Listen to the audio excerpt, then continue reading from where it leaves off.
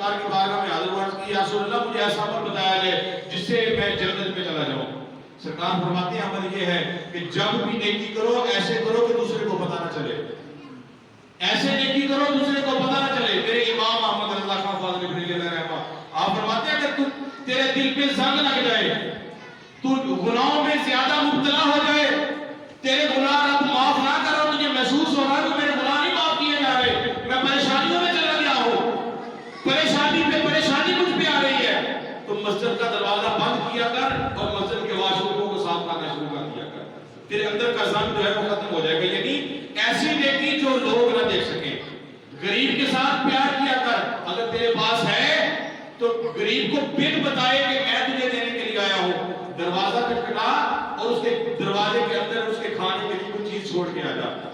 وہ اٹھائے گا اور کھا لے گا, تجھے دعا دے گا. جب دعا دے گا قیامت کا روز ہوگا, اللہ تعالیٰ فرمائے گا میدان محشر لگا ہوگا, یہ غریبوں کو اللہ تعالیٰ سب سے پہلے بلائے گا, سب لگ جائے گی, لائن بن جائے گی.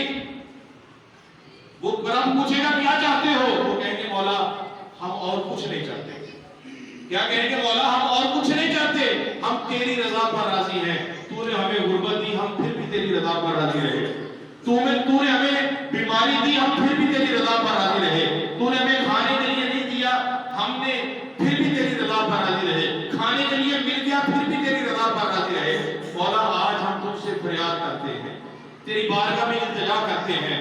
وہ کیا التجا سرکار فرماتے ہیں, پھر وہ بندے کیا کہیں گے, وہ کیا التجا کریں گے, کہیں گے یا اللہ جن بندوں نے ہمارے ساتھ پیار کیا ہے, جن بندوں نے ہماری مدد کی ہے, ہمیں کھانے کے لیے دیا ہے, مولا آج وہ دن ہے, سورج کی تپش سے لوگوں کی زبانیں خشک ہو رہی ہیں, حلق خشک ہو رہے ہیں. مولا اپنی رحمت سے انہوں نے ہمارے ساتھ پیار کیا ہے, ہمیں اور کچھ نہیں چاہیے. جس نے ہمارے ساتھ پیار کیا ہے اسے اپنی رحمت سے اس کی زبانیں جو خشک ہو رہی ہیں ان کو پانی نصیب ہو جائے.